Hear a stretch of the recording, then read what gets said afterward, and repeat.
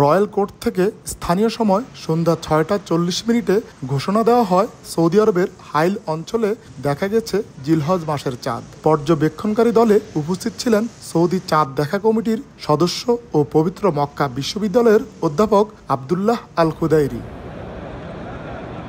চাঁদ দেখা যাওয়ায় এবার ৫ জুন বৃহস্পতিবার পালিত হবে পবিত্র আরাফার দিন, আর পরদিন ৬ জুন উদযাপিত হবে ঈদুল আজহা।